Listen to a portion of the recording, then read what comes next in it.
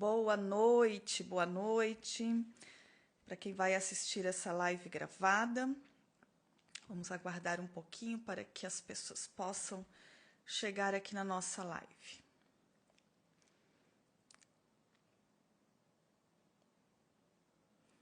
Olá, sejam bem-vindos.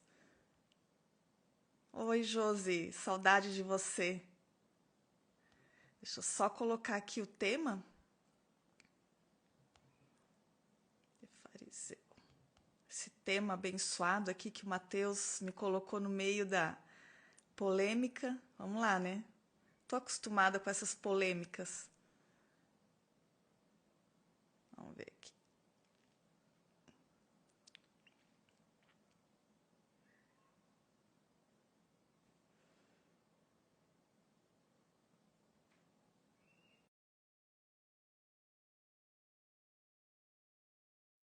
Tá rindo, Tati? Porque não é contigo, né? Vamos aguardar aí o Mateus entrar e aí a gente vai receber vocês. Oh! Cadê minha princesa? Cadê a princesa da avó? Cadê? Cadê a princesa da avó? Você vai fazer a live comigo? Vai! Você vai fazer a live com a avó? Eu não quero fazer a live com meu pai, eu quero fazer com a minha avó. Tchau, e pai. aí, O pai só quer saber de pessoal? polêmica. Ó, quem quer participar da live hoje? Né, meu amor? Minha princesa, saudade da minha princesa. Que saudade. Tô tentando pegar. O que foi? Vem aqui com a avó. Conta, o que tá acontecendo aí? Ai. Boa noite, pessoal. Vou agora entregar aqui pra Gabrielinha. Vamos lá. Vamos começar a nossa live. Dá tchau. Tchau, pessoal. Tchau, gato. As pombas aparecendo aqui, ó. Beleza, é isso aí. Vamos lá. Sejam todos bem-vindos. Vamos dar início à nossa live aí com o Mateus. Para mim é o meu filho, né?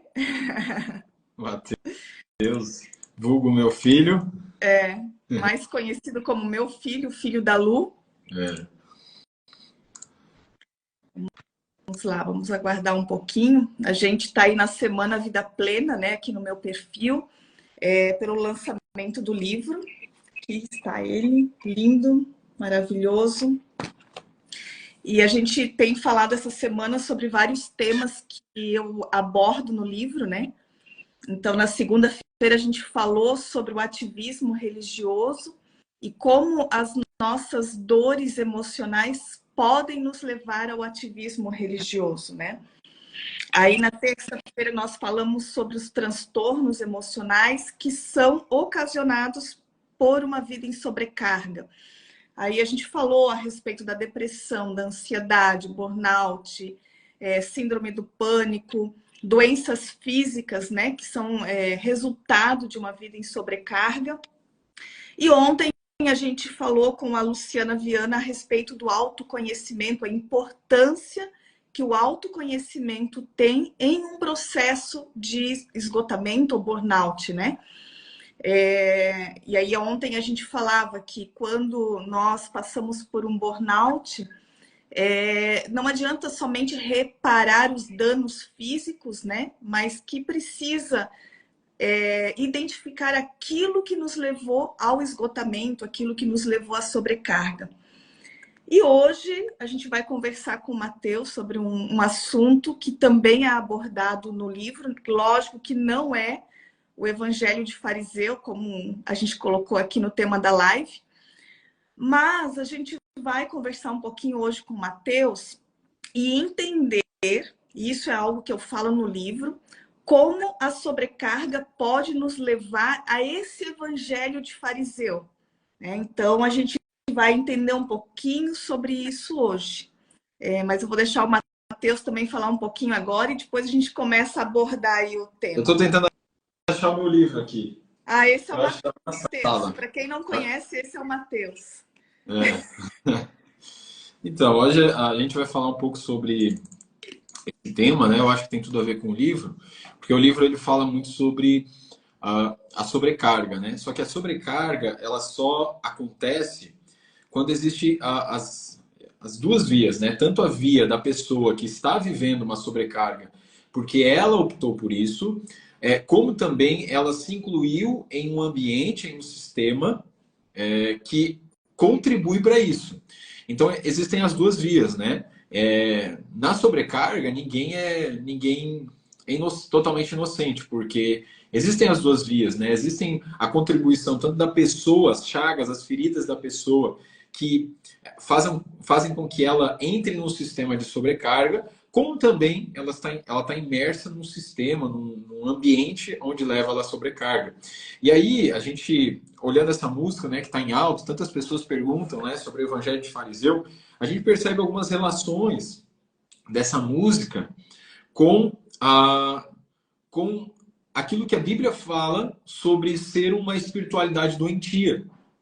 Então, a gente vai entender um pouco melhor aí nessa live sobre isso e vai procurar entender qual é a solução bíblica, né? Qual é a solução do Senhor Jesus para esse sistema, para esse ambiente que nós vivemos que pode nos levar à sobrecarga. Sabe onde é que tá o livro? Aqui. Já vou pegar o livro. Tu queres que eu desative os comentários? É melhor para ti? Pode Tanto faz. deixar. Como for melhor para você. Tá. Eu vou tirar, gente, só porque eu me disperso. Eu perco o foco. Às vezes eu estou falando, eu começo a olhar ali o que estão comentando. É ainda sequela do burnout. Não reparem. Tá. Ela não achou ainda, mas depois a gente acha o livro aqui. Ele tem 13 livros lá na casa dele. E esse é o problema. A gente deixou tudo num lugar só e agora a gente não está achando. Mas vamos lá. Tem algo assim, em primeiro lugar, para contextualizar quem ainda não conhece um pouco da minha história, né? Em 2017 eu tive um primeiro episódio, assim, já o início de um burnout, eu tive um esgotamento. E depois disso eu reparei alguns danos físicos, só que eu não olhei para dentro de mim para tentar entender o que me levou ao esgotamento, né? E aí eu comecei de novo a entrar no mesmo ritmo que eu já vivia antes. E aí, quando foi em 2021, eu já comecei 2021, 2022, já comecei a ter sintomas novamente. E aí, meados de 2023, foi assim quando o meu organismo parou totalmente. Eu tive uma crise bem forte. E ali o meu corpo parou, eu parei, eu tive que parar tudo que eu fazia, né? E toda essa jornada eu conto no livro que a gente está lançando agora. Essa jornada que começou lá na minha infância, na verdade, né? Então eu faço uma trajetória no livro desde lá da minha infância até o momento presente. Conto não só o meu testemunho, como também a parte técnica, né? A mente humana, por que ela nos leva à sobrecarga, a nossa psique, o nosso emocional, as nossas feridas, as nossas dores. Enfim, então tudo isso eu relato no livro. Eu sempre, durante esse período que eu estava estudando para poder escrever o livro, algo que eu senti muita falta foi de ter literatura nesse sentido, que não falasse só sobre o problema, mas por que a gente entra nesse problema. Tem um livro muito bom, que é Andando com o Tanque Vazio, né, filho? Tu já leu também? Não. É um livro excelente, onde ele fala a respeito também do burnout que ele sofreu, mas, de certa forma, todas as literaturas que eu lia, eu não encontrava essa chave, né? Que é o porquê que a gente foi para o esgotamento, por que a gente entrou em sobrecarga. E aí eu consegui compilar tudo isso ali no livro e falar sobre essas dores, essas distorções da alma, né? Que nos levam a um processo de esgotamento. E uma coisa assim que foi muito importante, eu vou pedir para o Matheus falar um pouquinho sobre isso. Uma das coisas que mais fizeram diferença para mim dentro desse processo de de melhoras do burnout, ou o processo de tratamento do burnout, foi entender que a nossa vida, ela não é dividida em compartimentos. E isso é um grande perigo para a vida cristã, que é nós fragmentarmos a nossa vida, como se nós vivêssemos numa casa e tivesse vários quartos. Aí a gente tem o quarto da vida cristã, a gente tem o quarto da vida profissional, a gente tem o quarto da família e assim por diante. Então eu entro no quarto da família quando eu estou dentro de casa, cuidando da minha casa, cuidando da minha família. Aí eu fecho a porta e entro no quarto da vida cristã. Ali eu vou servir a Deus, ali eu vou ter o meu devocional. E a gente vive nisso de uma forma inconsciente. E quando eu entendi isso, fez toda a diferença, que a gente não pode ter essa dicotomia, né? É essa palavra que acertei, né? De separar a nossa vida, né? Entre o que é sagrado e o que é secular. E isso, a gente talvez não tenha, você que está nos ouvindo, talvez está escutando isso pela primeira vez, você não tem noção do quanto isso é nocivo para a nossa vida cristã, né? Essa separação. E eu queria que você falasse um pouquinho, filho, a respeito disso, né? Que a gente já conversou também sobre isso aqui em casa. E eu queria que você explicasse melhor sobre isso para todos nós. Tá, vamos lá. Eu só vou pegar o gancho aqui da música, né? Porque eu acho que tudo isso acontece porque nós entendemos errado a proposta do Evangelho. Eu acho que existe uma deturpação, primeiro, da espiritualidade, do que é o Evangelho de fato, e é desse ponto que surge essa falsa espiritualidade, né? Porque, biblicamente, isso é uma falsa fé, uma falsa espiritualidade, porque a sua vida cristã, ela não se torna a sua vida, mas sim um compartimento da sua caminhada, algo que você vai acessar de vez em quando. É aquele sentimento da pessoa que apenas visita o culto de domingo, né? Apenas é cristão no domingo e no resto da semana ela tem a sua vida normal. E analisando essa música, né, que trouxe tanta repercussão, e aqui eu não queria trazer o olhar de ela está certa ou está errada, mas ela traz uma reflexão muito legal e muito interessante, essa música, porque ela começa falando sobre algumas práticas feitas dentro de uma comunidade, dentro de uma igreja local. E aqui, quando eu falo igreja local, eu não estou falando da instituição, eu não estou falando da noiva de Cristo, eu estou falando do conjunto de pessoas, um conjunto de homens pecadores, homens e mulheres, que formam um sistema não bíblico, e esse sistema faz com que pessoas fiquem doentes. Esse sistema de pessoas que estão doentes fazem com que outras pessoas fiquem doentes, porque existe dentro desse sistema um monte de ideias falsas sobre o que é o Evangelho.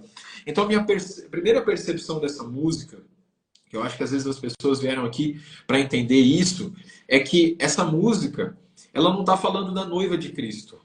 Ela não está falando da instituição, ela está falando de pessoas que usam do nome da noiva de Cristo, pessoas que usam do nome da igreja, da instituição, para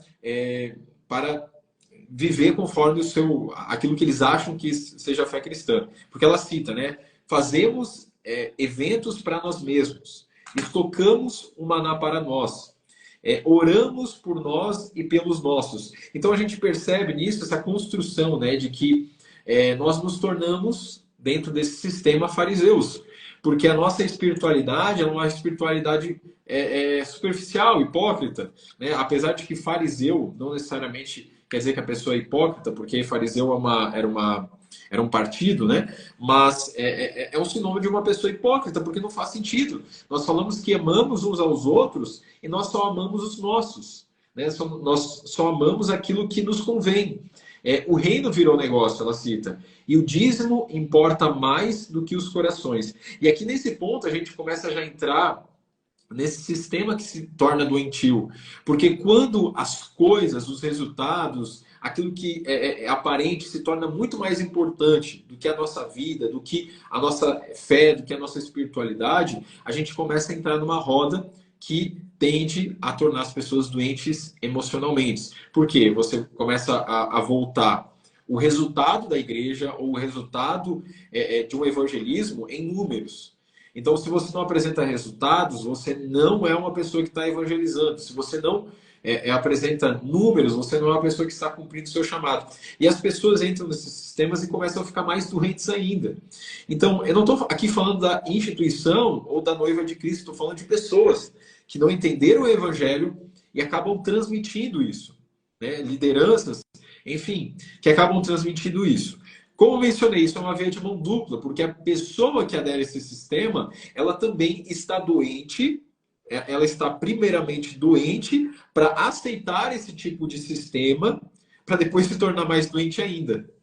Então, a pessoa já tem alguma ferida que está escondida, ela precisa de uma autoafirmação, ela precisa de algum tipo de aprovação, que às vezes até mesmo é legítima, porque ela busca essa aprovação de Deus, do Senhor, mas ela entra nesse sistema, que se torna doentio para ela.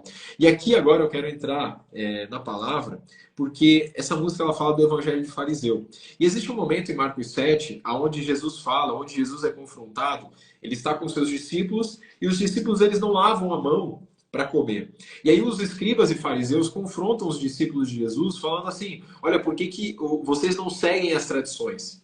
E aí Jesus fala, olha, vocês são hipócritas, porque vocês coam o mosquito, mas engolem o camelo. Vocês cuidam com as coisas que parecem ser zelosas, mas quando um pai, uma mãe de vocês precisam de uma oferta, vocês falam, não, isso daqui foi reservado para Deus. Ou seja, vocês acabam negligenciando aquilo que importa também para mostrar uma falsa espiritualidade. E aqui a gente começa a entrar onde a nossa fé, ela cria-se essa camada de hipocrisia e começa a dualizar as coisas. Então, eu sou um cristão que ora, que jejua, que prega, que evangeliza, que traz resultados, mas a minha família toda está destruída, o meu trabalho, eu sou um péssimo funcionário, porque se criou que aquilo que é importante é o que é feito na igreja, na instituição,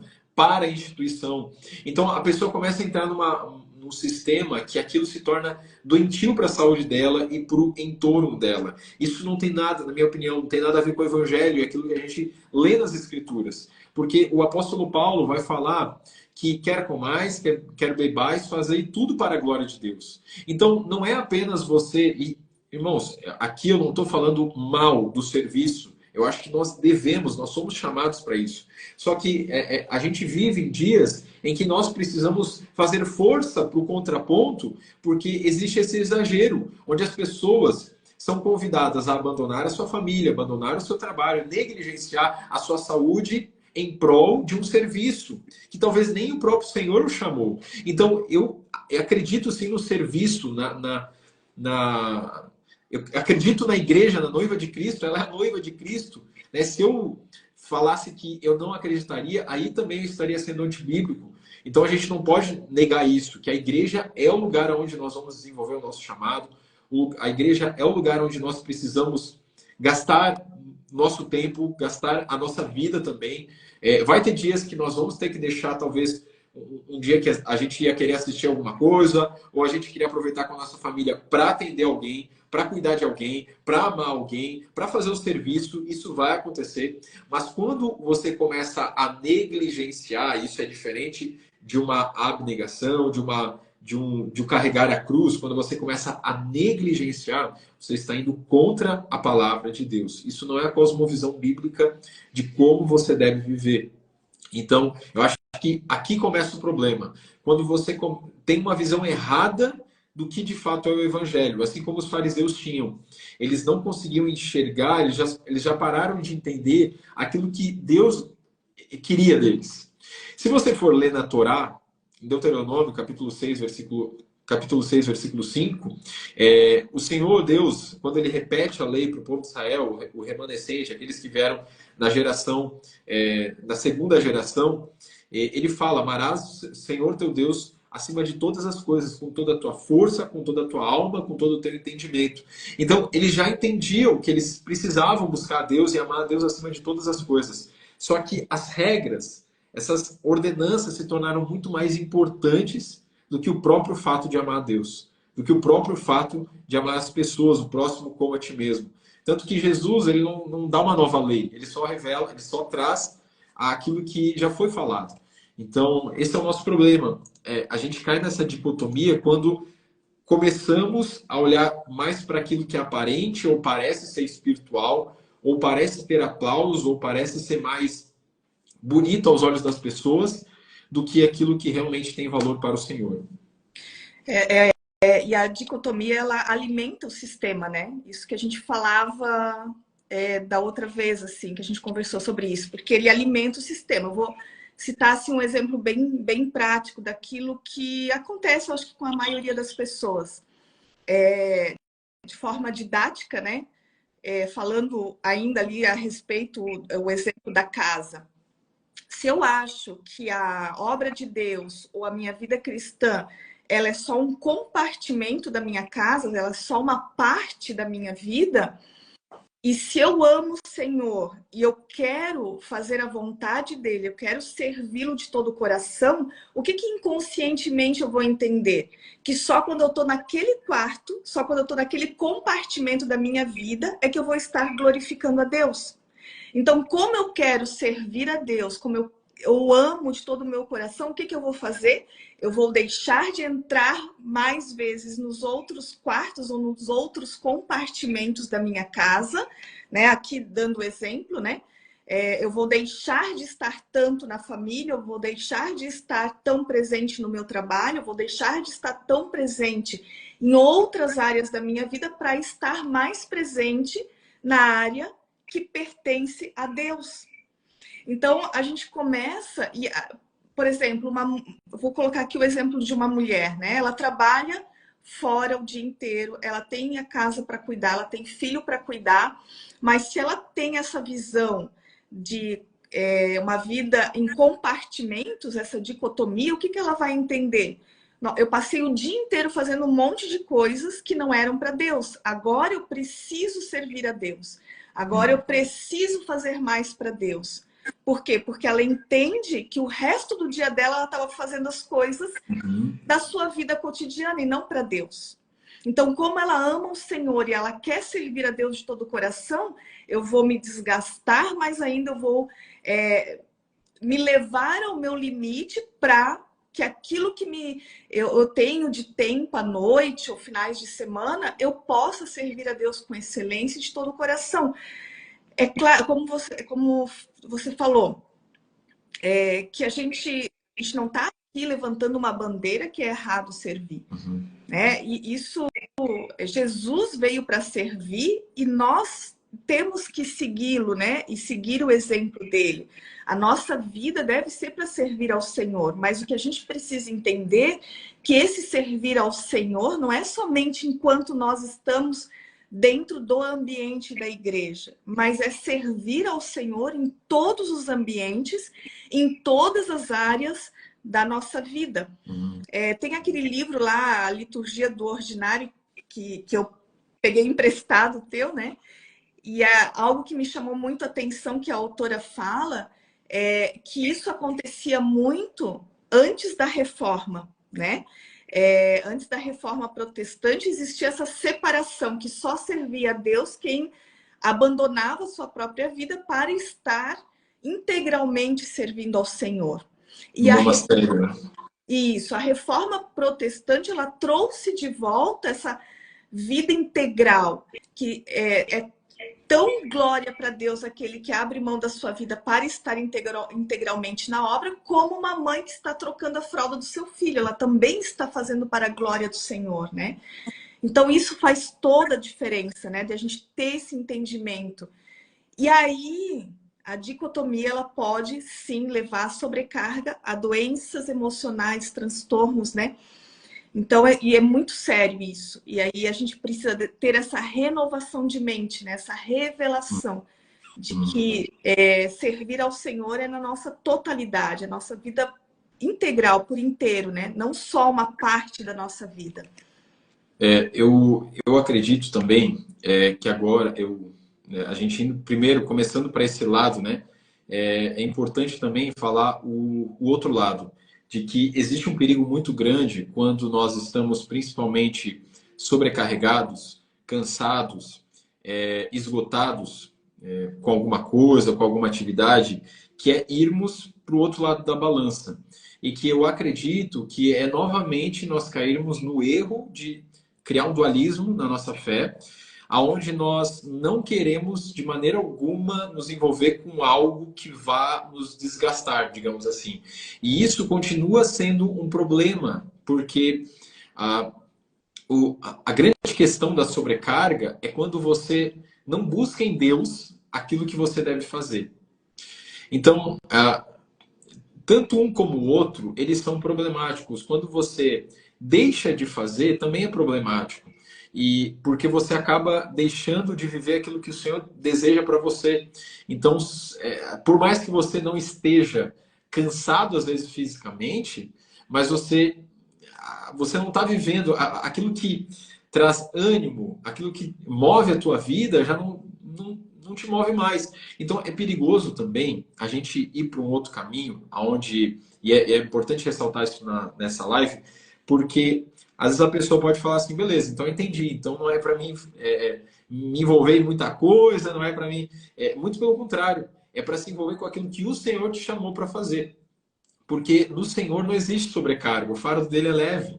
Né? Isso não quer dizer que não vai ser cansativo, é leve, mas não é cansativo. Não quer dizer que não é cansativo. O fardo dele é suave, é leve, ele é manso, humilde. Isso é interessante porque ele faz essa associação com ele ser manso e humilde, porque a sobrecarga vem por conta do orgulho.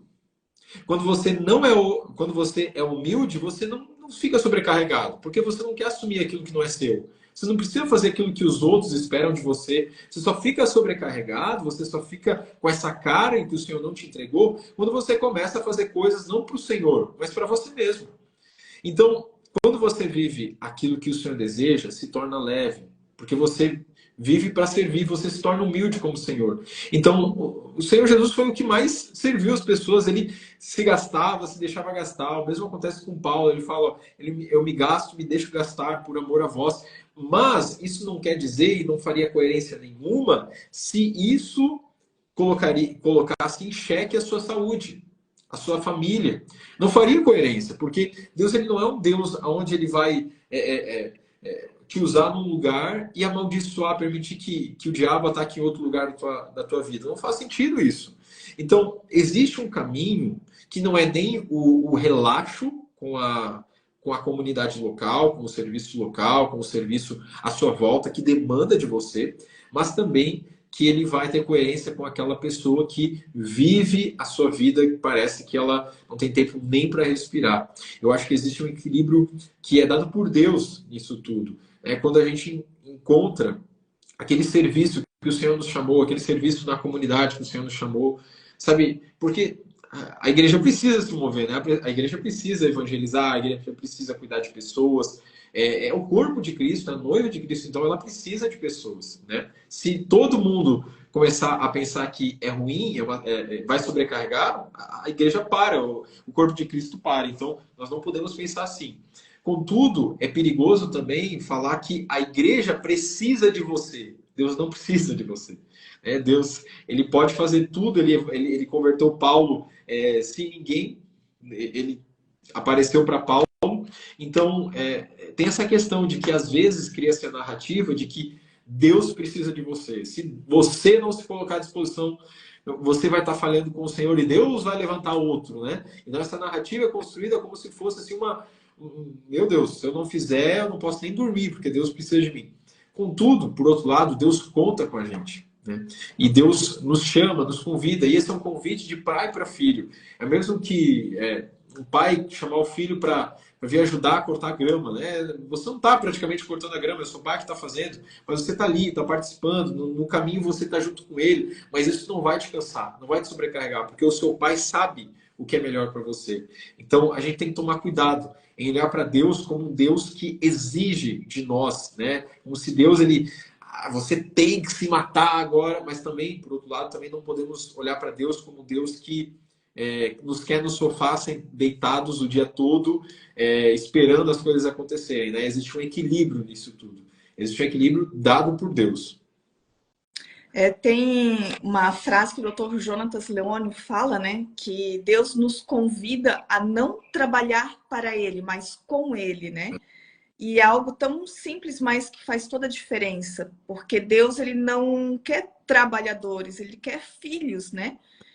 E aí, quando a gente entende que muitas vezes, isso que tu falou antes, da questão ali do orgulho, né?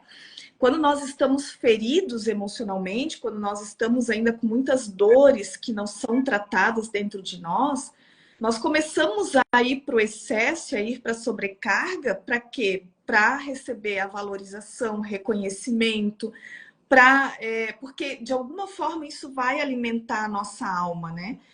E isso, às vezes, na maioria das vezes, está muito no ponto cego, está muito ali no piloto automático, no nosso inconsciente. Então, a pessoa que entra numa caminhada cristã, numa comunidade de fé, que está ainda com distorções na alma, e a comunidade de fé é um local para servir. Efetivamente, né? Nós fomos chamados para servir. Mas aí ela começa a entrar por esse caminho de muitas vezes ter essa caminhada cristã com as suas distorções emocionais. Aí ela vai ter dificuldade de dizer não, ela vai querer abraçar tudo, porque ela quer ajudar, porque ela quer ser reconhecida, né? Então é muito, muito dessa questão de a gente entender, né, que precisamos olhar para dentro de nós, para as nossas dores, para as nossas feridas, e que o Senhor possa nos curar e nos ajustar emocionalmente para que a gente não esteja trabalhando somente para Ele, mas esteja trabalhando com Ele, né? De ter a nossa identidade de filho, de entender que nós somos filhos, né? E um pai, ele vai ter a alegria de ter o seu filho trabalhando com ele. Mas muito dificilmente um pai vai querer que seu filho fique doente de tanto trabalhar para ele, né? Então, a gente precisa ter esse entendimento. E mais uma vez, reforçando, a gente não está aqui, a gente fala sobre isso, eu falo muito sobre isso, o Matheus também fala, mas a gente fala isso com temor no coração, não com o objetivo de dizer, olha, agora não faça mais nada, não, né? Como o Matheus falou, não faça mais nada, não sirva. É claro, mais uma vez eu falo, a gente precisa servir, o Senhor nos chamou para servir, mas com uma alma ajustada, a nossa identidade, né? Muito bem ajustada como filhos do Senhor, né? Isso é muito importante. E aí, eu quero agora só puxar de volta aqui para o fariseu, né? Que a gente começou, e eu quero só comentar algo que eu falo sobre isso no livro, que quando nós estamos sobrecarregados, quando nós estamos nesse sistema da sobrecarga, quando nós estamos doentes emocionalmente, é muito fácil nós nos tornarmos algozes dos nossos irmãos, de nos tornarmos fariseus para os nossos irmãos, porque nós vamos começar a ser críticos demais, porque normalmente uma pessoa que está em sobrecarga, ela vai ser uma pessoa crítica, ela vai ser uma pessoa ressentida, ela vai ficar muito brava com quem não está fazendo tanto quanto ela. Isso eu falo no livro, que era algo que eu sentia, porque eu vivia sobrecarregada e eu achava tipo um desaforo a outra pessoa também não estar sobrecarregada, não estar fazendo tanto quanto eu estou fazendo. Eu era Marta e ficava criticando as Marias à minha volta, né? Isso eu falo no livro. Então a gente acaba se tornando fariseu. Cada um de nós, né? Quando nós estamos nesse sistema da sobrecarga, quando nós estamos doentes emocionalmente, nós também nos tornamos fariseus, né? Uhum. Exato. E é algo que é muito sutil, né? Porque eu acredito também que dentro de nós e dentro de cada um que está nos assistindo aqui, existe o zelo, a paixão pelo Senhor. Até mesmo naqueles fariseus que se encontraram com Jesus, eu não duvido que no interior de cada um existia um pouco de zelo por Deus. Um falso zelo, um corrompido zelo, mas existia. E isso é muito sutil, porque essa busca por agradar a Deus, ela pode ser legítima em muitos casos, né? Eu lembro quantas vezes eu vivi desse engano, né, de querer agradar a Deus, mas no fundo eu estava fazendo isso porque eu amava o Senhor, amava a Deus verdadeiramente. Não foi algo que eu fiz porque eu era ruim ou buscava a aprovação das pessoas e buscava um título. Eu fazia por amor ao Senhor, né? Por mais que dentro disso acaba entrando nossos pecados, as nossas ambições, os nossos orgulhos.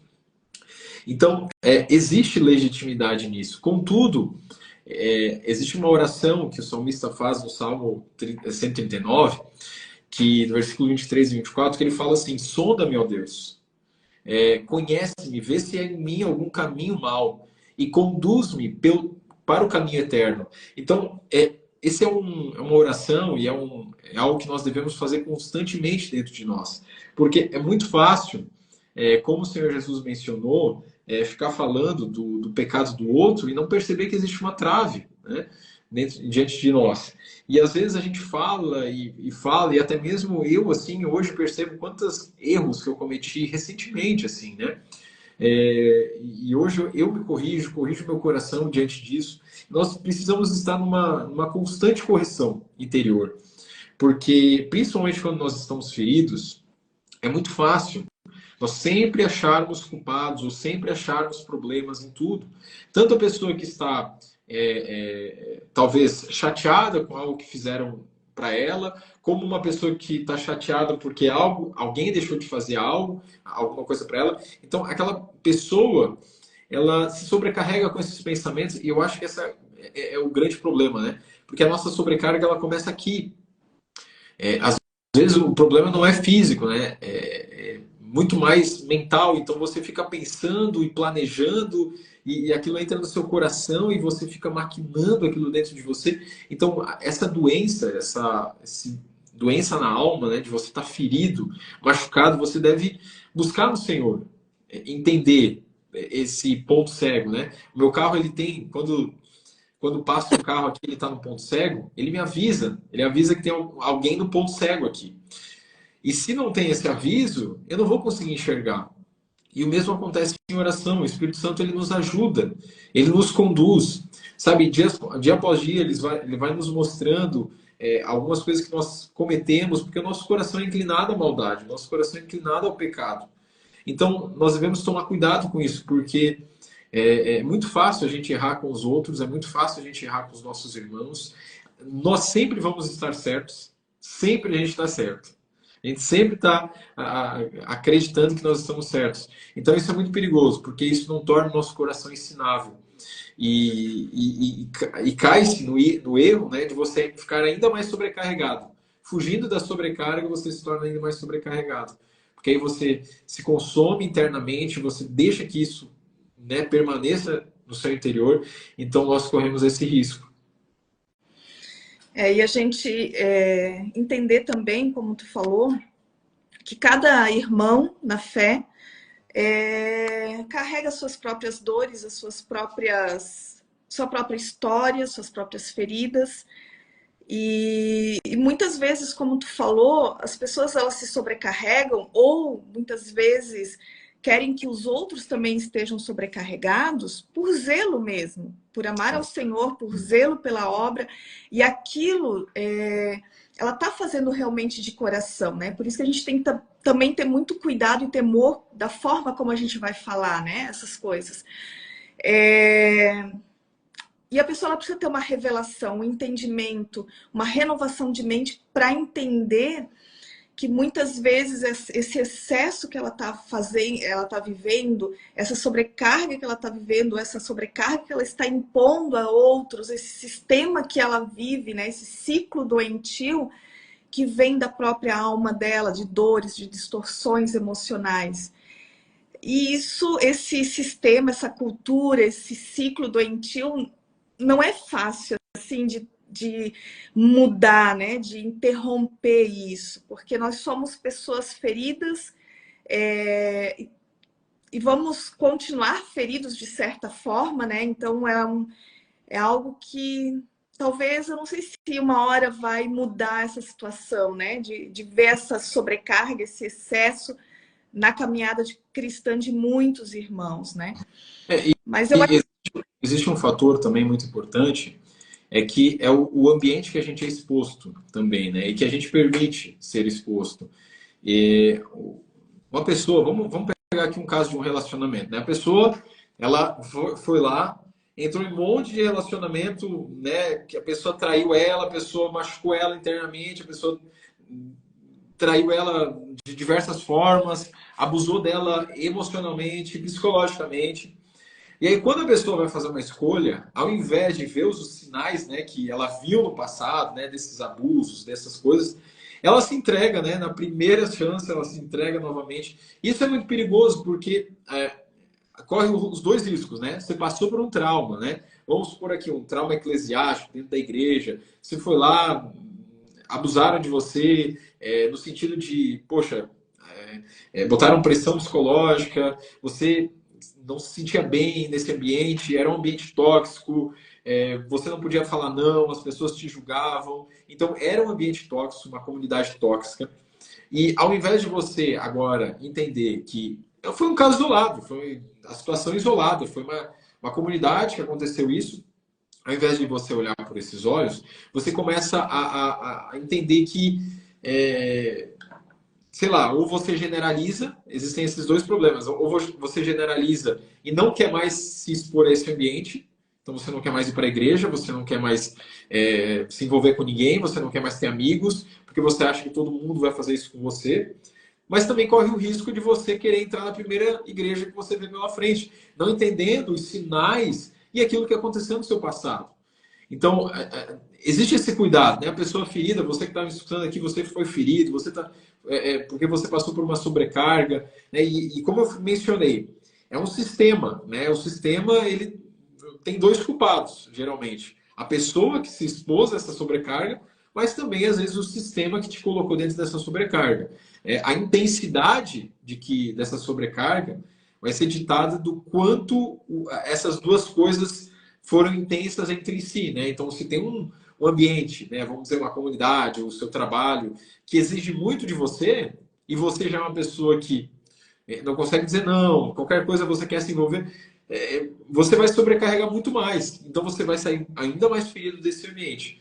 Então, deve-se tomar esse cuidado de que, para que você agora, você que foi ferido, você que está sobrecarregado, você precisa entender, foi o ambiente que também contribuiu para essas feridas, você precisa tomar cuidado agora. Mas também você não precisa mais, você não precisa se esconder, você não precisa se colocar dentro de um casulo, né? Você pode novamente se envolver com uma comunidade que pode ser saudável, existem comunidades saudáveis, às vezes um trabalho que te sobrecarregou, você pode se expor novamente profissionalmente. Então, existem esses dois cuidados que devem ser tomados também. Normalmente a pessoa que ela sofre um esgotamento, um burnout, acaba criando essa resistência, né? A pessoa que teve um burnout em função da carga no trabalho, ela vai ter muita dificuldade de entrar naquele ambiente de trabalho novamente, né? Normalmente, o burnout, no ambiente onde a gente sofreu o esgotamento, a gente vai ter até crises de pânico ao a gente entrar em contato novamente com esses mesmos ambientes, né? Aí a gente tem que cuidar também, né, para que as nossas dores e as nossas feridas não impeçam de a gente estar novamente em uma comunidade saudável e servindo ao Senhor, cumprindo o nosso chamado, né? E é por isso, assim, que eu falo mais uma vez que no livro, né, que eu conto essa minha jornada de burnout, eu não falo somente a respeito de tudo que aconteceu, do que eu sofri, dos sintomas, e não termino o livro dizendo, olha, agora você não faz mais nada, de maneira nenhuma, né? No livro eu falo aquilo que nos leva à sobrecarga, e também para que a gente possa ter um emocional ajustado e entender que nós sempre temos que saber o porquê nós estamos fazendo o que estamos fazendo. Que aí, né, a palavra do Senhor nos diz que nós devemos sondar o nosso coração. e saber qual é a motivação do nosso coração. Por que eu estou me sobrecarregando? Por que eu disse sim para isso? Por que eu assumi mais um compromisso, né?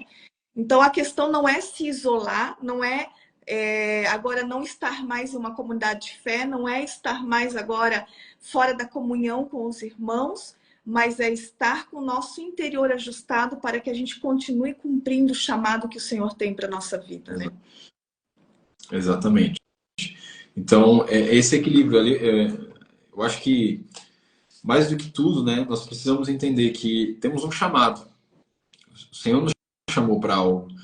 E esse chamado vai envolver algo que nos desgasta, né?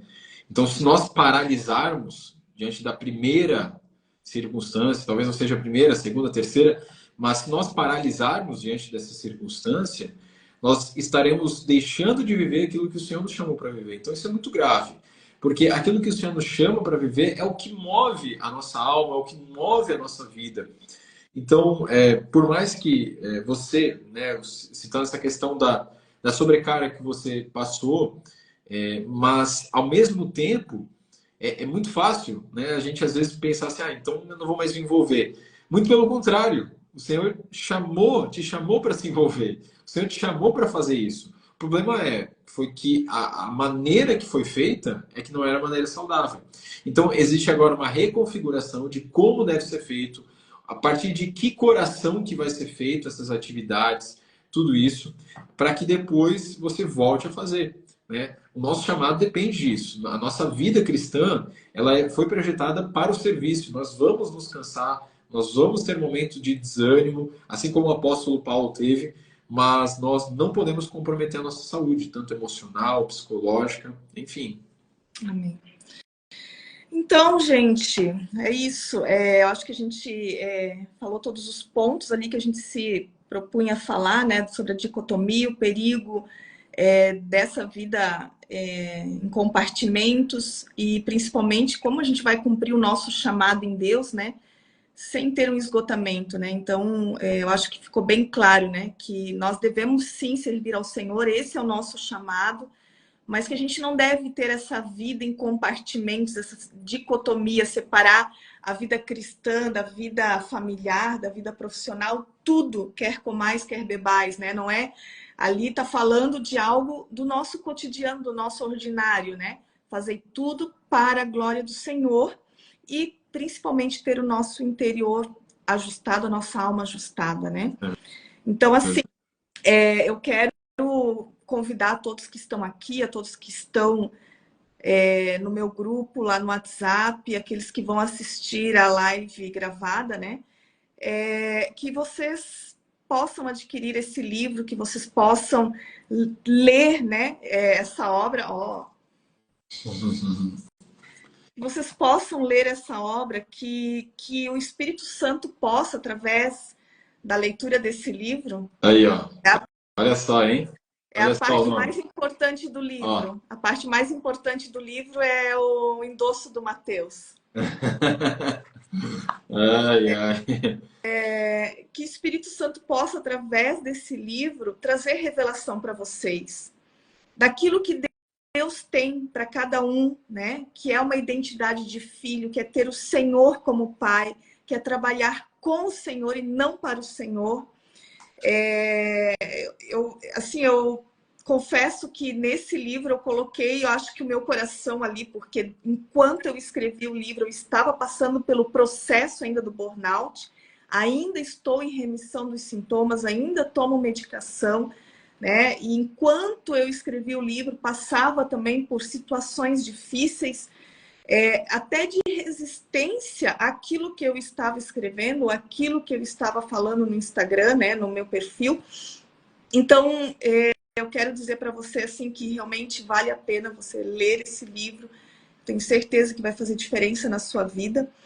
E a notícia boa que eu tenho para passar para vocês é que esse livro aqui, ele está no valor de R$ 39,90.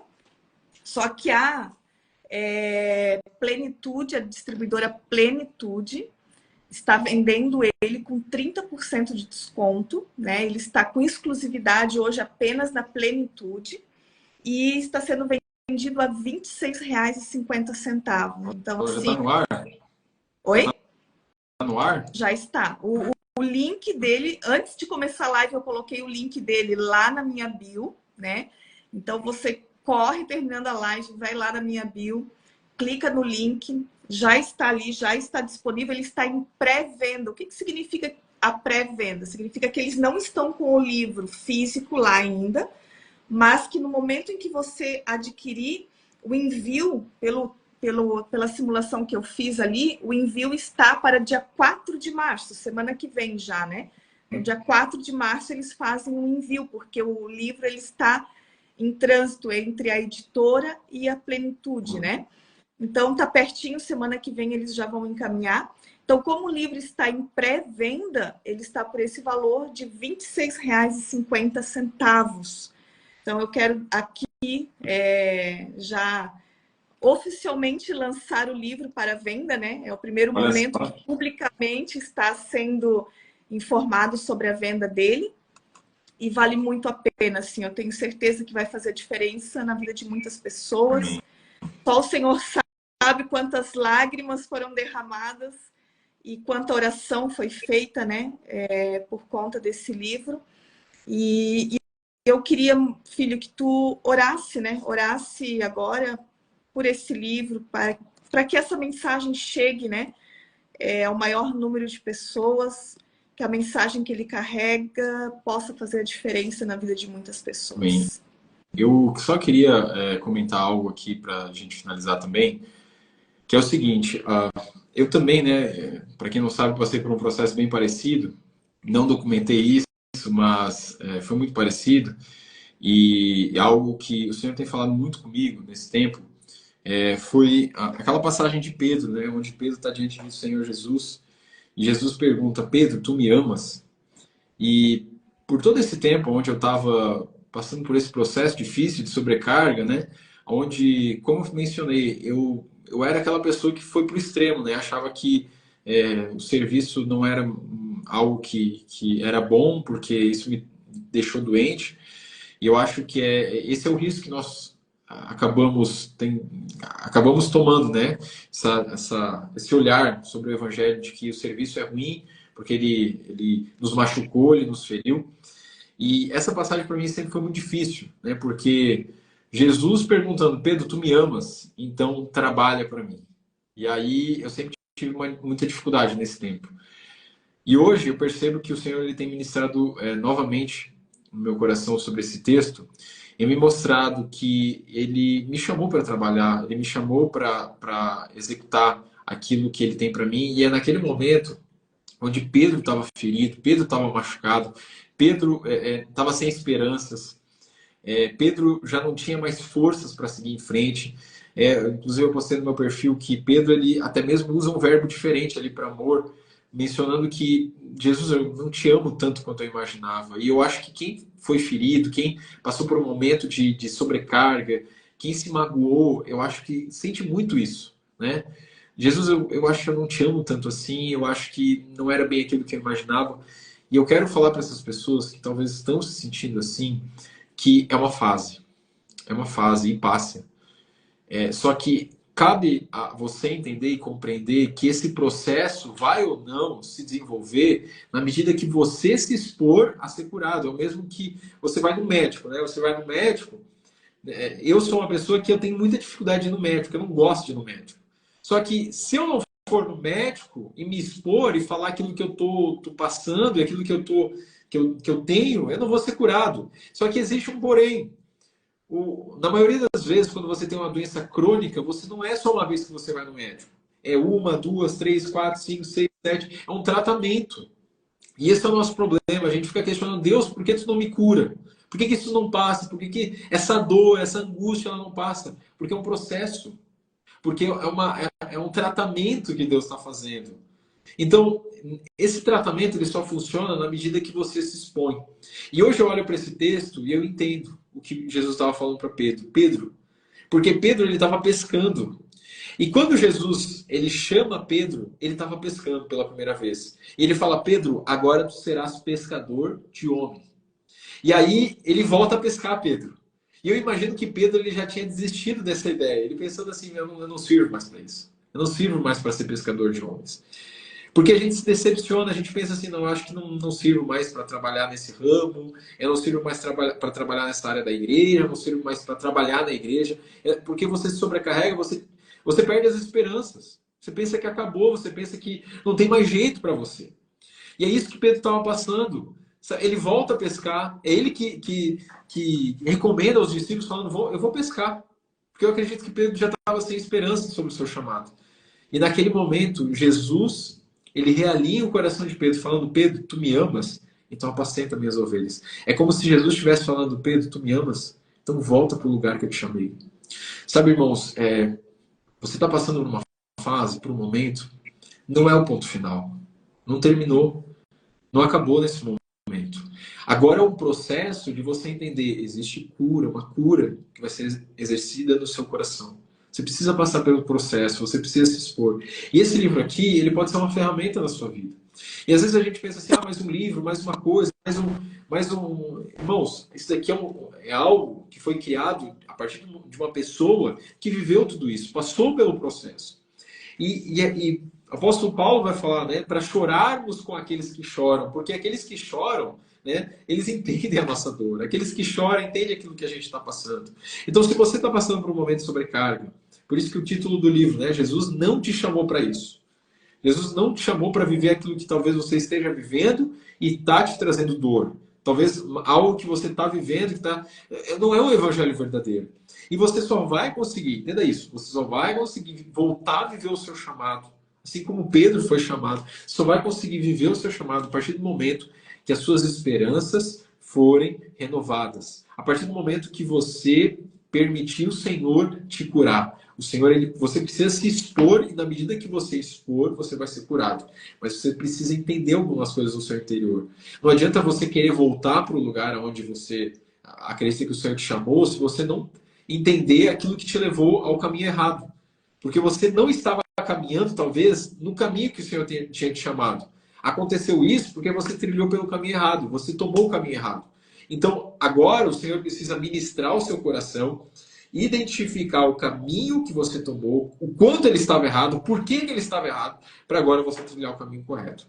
Então, eu queria deixar essa palavra aqui para as pessoas que estão nos assistindo, para entender que, às vezes, nesse momento, eu acho que o que mais falta é esperança. E eu passei por isso. Parece que a gente não tem esperança para mais nada. Parece que a nossa vida ela se torna apenas uma questão de você sobreviver. Uma subsistência, né? Você trabalha porque tem que trabalhar, você já não sente mais propósito, não vê mais propósito nas coisas, porque você está ferido, você está machucado, você está sobrecarregado. Então, esse livro aqui vai ser uma ótima ferramenta para você. Eu quero te encorajar a isso, a investir na sua vida, entender e compreender como você pode sair desse ambiente, desse lugar que talvez o Senhor permitiu, mas não foi Ele que te colocou. Ele não te quer nesse ambiente. Ele não te quer nesse lugar. É isso que ele falou para Pedro. Pedro, eu não te quero aqui pescando. Pedro, vai e apacenta minhas ovelhas. Se está aqui pescando, eu sei que você está magoado, eu sei que você está frustrado, mas apacenta minhas ovelhas. Eu ainda acredito em você. Fui eu que te chamei. Eu ainda acredito no seu chamado. Então é isso que o Senhor fala para todos nós. Ele ainda acredita em nós. Não tinha motivo algum para ele ter nos chamado antes. Não existe motivo algum para ele continuar nos chamando hoje. Mas ele nos chama pelo seu imenso amor. Amém. Então eu quero orar por essas pessoas e também por essa ferramenta que agora está disponível para que os feridos possam entender como eles podem passar por essa circunstância.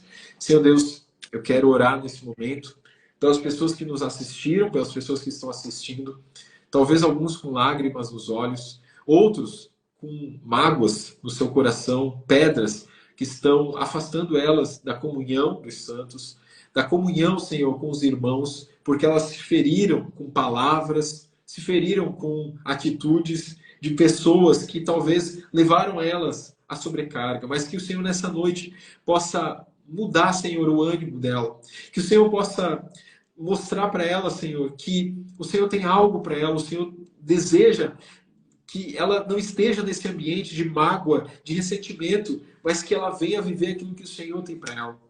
Deus, eu oro para que essas pessoas possam compreender que foi o Senhor que as chamou, não foram homens. Não foi homens que incumbiu elas de tarefas, foi o Senhor que os chamou elas para viver o teu chamado, Senhor. Que o Senhor possa renovar isso no seu interior. Que o Senhor possa falar novamente coisas que talvez o Senhor falou no passado. Senhor, que o Senhor venha reavivar uma chama, uma paixão por ti, uma paixão pela tua obra, uma paixão pelo trabalho, pelo ambiente que talvez magoaram essas pessoas, para que elas possam voltar a viver aquilo que o Senhor tem para elas. Mas, Senhor, também queremos orar para que elas possam se equipar, para que elas possam sondar o seu coração, entender aquilo que elas estão passando. E eu oro para que esse livro possa ser uma grande ferramenta. Senhor, que essas páginas possam não apenas ser uma página de um livro qualquer, mas um ambiente onde pessoas vão voltar para o arado. Pessoas vão voltar a viver aquilo que o Senhor tem para elas. Pessoas vão voltar a viver o chamado delas. Mas não apenas dentro de uma comunidade, mas nas suas casas. Essas pessoas vão viver a plenitude, a vida plena das suas vidas comuns. Senhor, que elas possam te glorificar, tanto no trabalhar, como no cuidar da família, quanto no cozinhar, quanto no fazer qualquer coisa, Senhor. Porque elas entenderão que elas estão fazendo para ti e que elas possam ter uma vida plena. Que esse livro possa abençoar, possa atravessar gerações, possa atravessar fronteiras, que pessoas sejam abençoadas com esse livro. Nós consagramos ele a ti, que ele seja um instrumento teu, Senhor. Que não seja para glorificar um nome, que não seja para glorificar uma história, mas para que seja glorificar o teu nome. Em nome do Senhor Jesus. Amém e amém. Amém. Amém. Amém. Obrigada, filho. A Lisa não está aí? Não, tá, salve. Obrigada pela live, obrigada por esse momento. E mais uma vez eu reforço, já está lá no link da minha bio. A Lisa está chegando? Ai, ai, ai, ai, ai, ai, ai, ai, ai, ai. Meu amor! Cadê, meu amor? Cadê, meu amor? Cadê o meu mamãe Chico? Hã? Tchau, pessoal. Tchau, Tchau. O link tá lá na minha bio. Daqui a pouco o Matheus coloca ali nos stories dele também. Valeu, gente. Deus abençoe, viu? Tchau, tchau. Tchau.